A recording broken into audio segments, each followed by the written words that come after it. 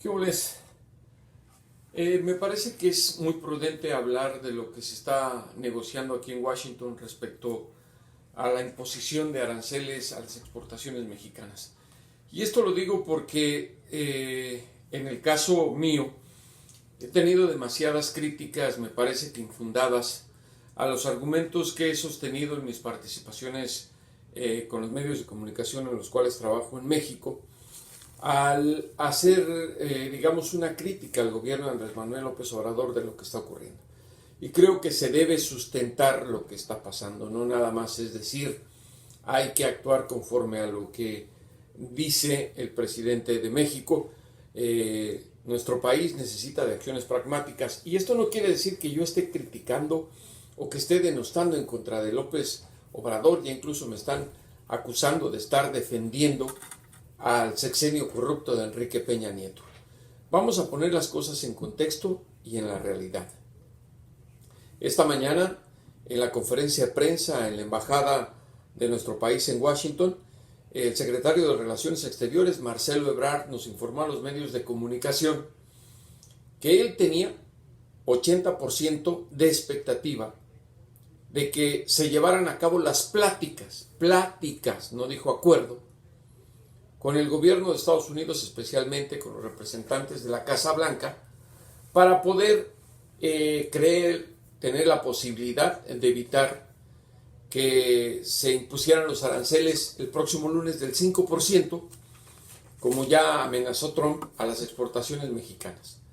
Dijo Ebrard que el acercamiento que está teniendo la delegación que encabeza él con funcionarios de la Casa Blanca, del Departamento de Estado, del Departamento de Agricultura, de la representación comercial especial de la Casa Blanca podrían ser fructíferos, que se tienen los esfuerzos enfocados a que haya un acuerdo digno y eficaz en el tema que quiere negociar Trump, que es el de los migrantes. Pues ese 80% que tenía por la mañana de optimismo el canciller Marcelo Ebrard se desvaneció poco después. Desde Londres, Trump, en conferencia de prensa con Theresa May, la primera ministra de Inglaterra, acabó con toda la expectativa que hubiese podido tener el gobierno mexicano. El lunes van a entrar en vigor los aranceles del 5% a todos los productos mexicanos que se venden en Estados Unidos. Pero esto es lo que estoy yo argumentando. Dijo, va a haber pláticas. Pero no pláticas por el arancel, hay que tomarlo muy en cuenta. Las pláticas que quiere Trump se refieren al tema migratorio, a que sea el gobierno mexicano el que se haga cargo de todos los migrantes centroamericanos y cubanos que logran ingresar a los puentes fronterizos del lado estadounidense, en el norte de México, a presentar su petición de asilo. Y una vez que la entregan a los Estados Unidos, mientras se lleva a cabo su proceso, se queden en México.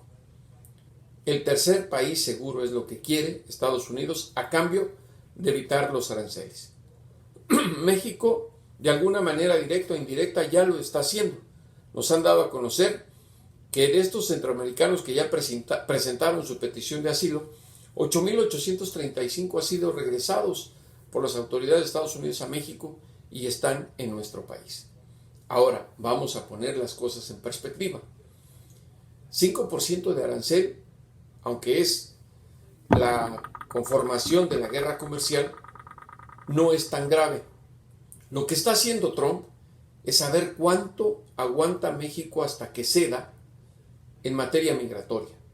Ya en el Capitolio de Washington, los propios republicanos están diciendo que van a legislar o actuar para bloquear este arancel del 5% que quiere poner Trump al comercio de México, porque saben que va a tener consecuencias muy negativas también para los consumidores y productores de Estados Unidos. Trump le está apostando a eso para doblegar al gobierno mexicano, entendámoslo bien. Eso es lo que busca Trump. Se quiere reelegir y el tema migratorio es muy importante para él. Y México, con estas caravanas migrantes, representa un punto clave para lo que él está buscando. Ahora, el argumento en base a la realidad y a la irracionalidad de Donald Trump es que el gobierno de México debería actuar de otra manera, no simplemente venir a negociar. Además, primero les dice que para qué vienen y ahora ya anuncia que el lunes entra el arancel.